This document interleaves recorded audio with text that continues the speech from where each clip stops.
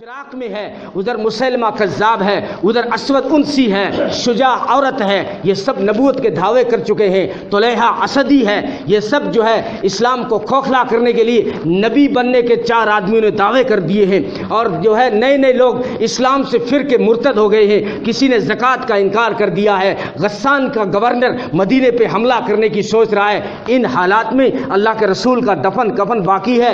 صحابہ میں یہ بات چلی، فوری طور پہ کسی کو خلیفہ بنا دو تاکہ جو ہے ہم دین کی فضا کو آگے بڑھنے کو جاری رکھیں اور دین کی محنت رکے نہیں، اور دین کے اندر کوئی نقص نہ آ جائے۔ ہمارے ہوتے ہوئے جو ہے سارے فرد غم کے ہونے کے باوجود، اللہ کے رسول کا غم سینے میں ہونے کے باوجود، انہوں نے ان جو ہے دین کی منشا کو، اللہ کے رسول کی منشا کو آگے رکھا۔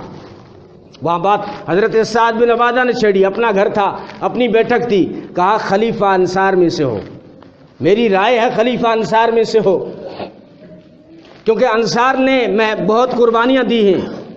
اللہ کے رسول نے انصار سے محبت کی ہے، فرمایا اگر ہجرت نہیں ہوتی تو میں بھی انصار ہوتا۔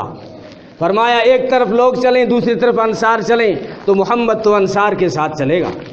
فرمایا انصاریوں، لوگ تو سامان کو مال کو اپنے گھر لے جاتے ہیں، تم اللہ کے رسول کو اپنے گھر لے جاؤ۔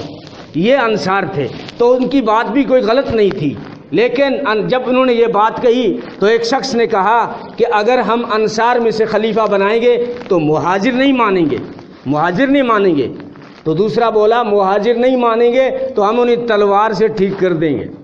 یہ کسی نے بول دیا۔ اتنے میں ایک جو ہے وہاں مہاجر کے 1-2 بھی بیٹھے ہوئے تھے، اتفاق تھا 1-2 وہاں بیٹھے ہوئے تھے، انہوں نے جب بات سنی تو بھڑک گئی، تم کون ہوتے ہو مہاجر کو یہاں سے نکالنے والے؟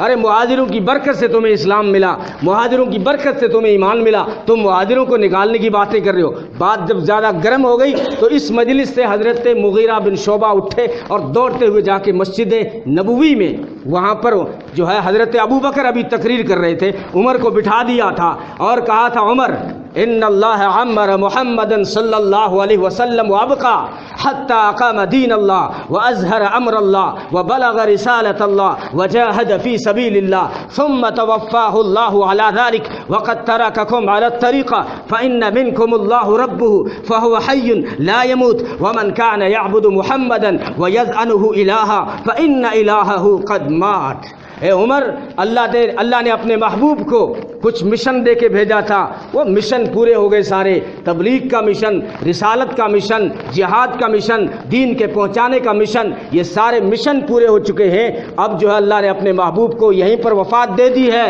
یہیں پر وفات دے دی ہے۔ اے عمر، تم میں سے جس کا رب اللہ ہے، یاد رکھو وہ کبھی نہیں مرے گا، وہ ہمیشہ سے ہے، ہمیشہ رہے گا۔ لیکن تم میں سے اگر کوئی محمد کی پوجا کرتا تھا صلی اللہ علیہ وسلم تو وہ سن لے اس کا رب، اس کا معبود فوت ہو چکا ہے۔ ابوبکر نے جب اعلان کیا عمر بیٹھ گئے، لیکن ابھی یہ مجلس چل رہی ہے اور ابوبکر کی تقریر ختم ہی ہوئی تھی کہ اتنے میں وہ خبر آ گئی کہ انصار کے اندر خلافت کی بات چھڑ گئی ہے اور وہاں جھگڑا ہو گیا ہے۔ تو ابوبکر نے دیکھو یہاں اللہ کے رسول کی نعش مبارک یہی پڑی ہے، ابھی دفن کفن تجویز کفن دینا سب باقی ہے، لیکن دیکھو یہاں پر دین کی فکر صحابہ کی۔ ابوبکر کھڑے ہوئے، مجلس کو چھوڑا، عمر آؤ میرے ساتھ، عمر کو لیا اور حضرت ابو عبیدہ بن جراح کو ساتھ لیا۔ انصار